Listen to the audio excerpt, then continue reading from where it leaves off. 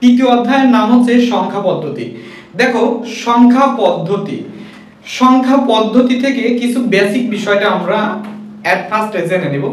যে তোমাদের যদি বলা হয় সংখ্যা কি, মানে সংখ্যা পদ্ধতি আগে আমাদের জানতে হবে কি সংখ্যা কি।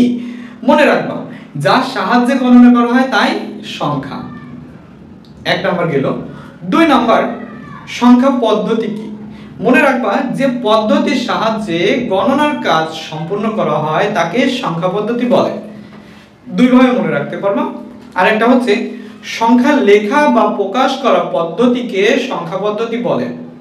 ওকে, তাহলে সংখ্যা কি, সংখ্যা পদ্ধতি কি। এখন আমাদের জানতে হবে 3 নম্বরে যে সংখ্যা পদ্ধতিকে কয় ভাগে ভাগ করা হয়েছে। সংখ্যা পদ্ধতিকে কয় ভাগে ভাগ করা হয়েছে?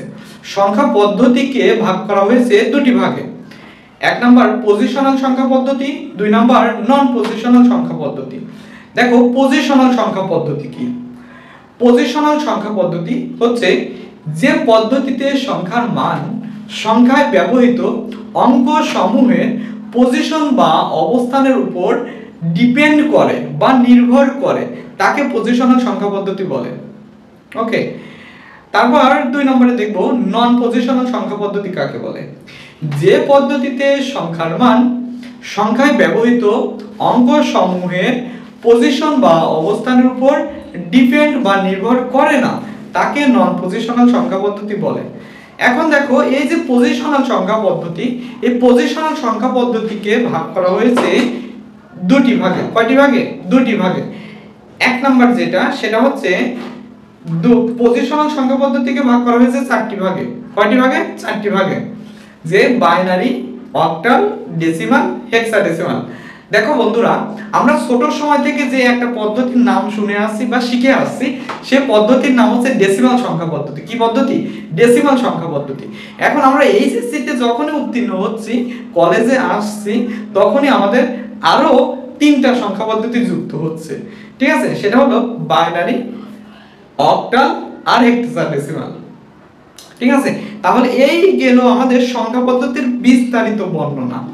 এখন তোমাদের তৃতীয় অধ্যায় থেকে প্রশ্ন যে বেশিরভাগ আসে সেটা হচ্ছে সংখ্যা পদ্ধতির রূপান্তর। কি আসে? সংখ্যা পদ্ধতির রূপান্তর।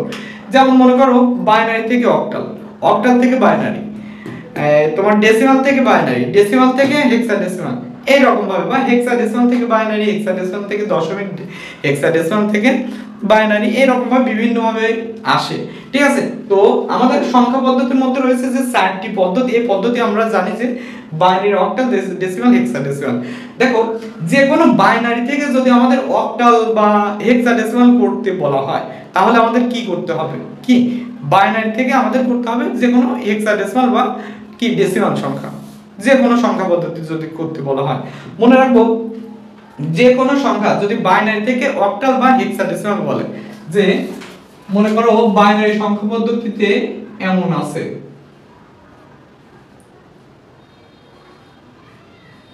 ঠিক আছে, এরকম একটা সংখ্যা আছে যেটা বলা হলো এটা বাইনারি সংখ্যা পদ্ধতি।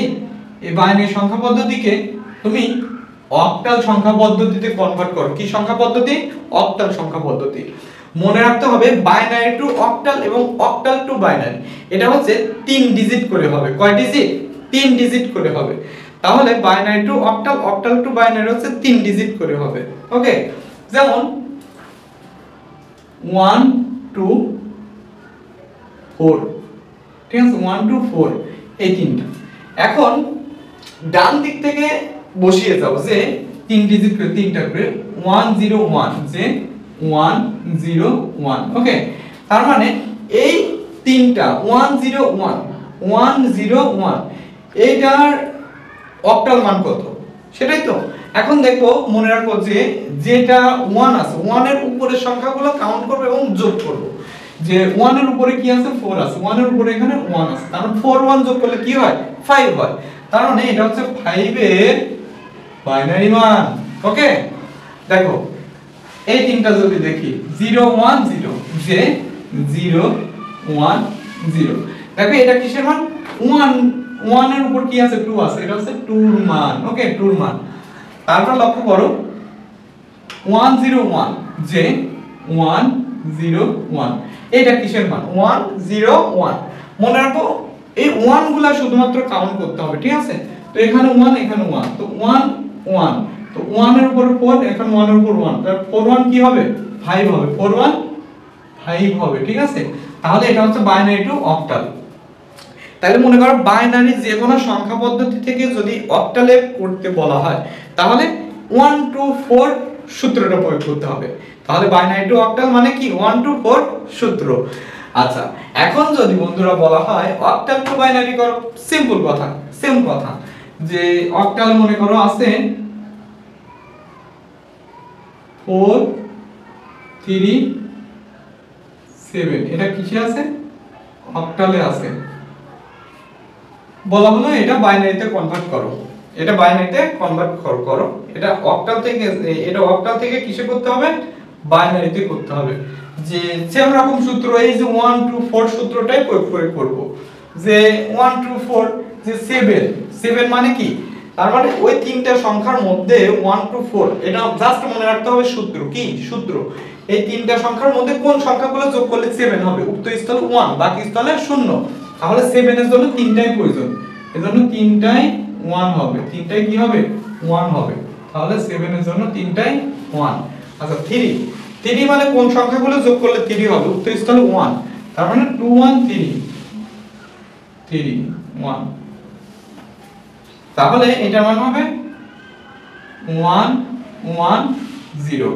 দেখো 4 তার মানে তিনটা সংখ্যার মধ্যে কোন সংখ্যাগুলো যোগ করলে 4 হবে মানে 4 তো আছে তো এখানে 1 বাকি দুটো কি 0 তাহলে 0 0 0 0 1 ঠিক আছে এটাই হচ্ছে আমাদের অক্টাল টু বাইনারি আর এটা বাইনারি টু অক্টাল তাহলে বুঝতে পারলাম মানে বাইনারি থেকে অক্টাল বা অক্টাল থেকে বাইনারি এটার নিয়মটা হচ্ছে 1 2 4 সূত্রটা প্রয়োগ তো যদি বলা হয় বন্ধুরা বাইনারি টু হেক্সা করো বা হেক্সা টু বাইনারি করো এটার ক্ষেত্রে 4 ডিজিট করতে হবে কয় ডিজিট 4 ডিজিট 1 2 4 8 যেমন মনে করো আছে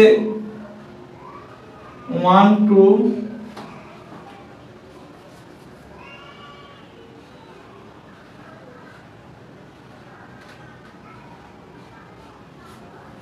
এটা বাইনারিতে আছে বলা হলো এটা হেক্সাতে করো মানে হেক্সা মানে 1 2 4 8 সূত্রটা প্রয়োগ করতে হবে 1 2 4 8 সূত্রটা প্রয়োগ করতে হবে ঠিক আছে তাহলে 1 2 4 এটার পূর্বে আরো একটা সংখ্যা সেটা হচ্ছে 8 যুক্ত হবে কত 8 কলমে কালি বেশি হয়ে গেছে দেখো তাহলে বাইনারি টু হেক্সাডেসিমাল বা হেক্সা থেকে বাইনারি এটা হচ্ছে 4 ডিজিট করে নিতে হবে ডান দিক থেকে 4টা করে 1 1 0 1 এই যে 1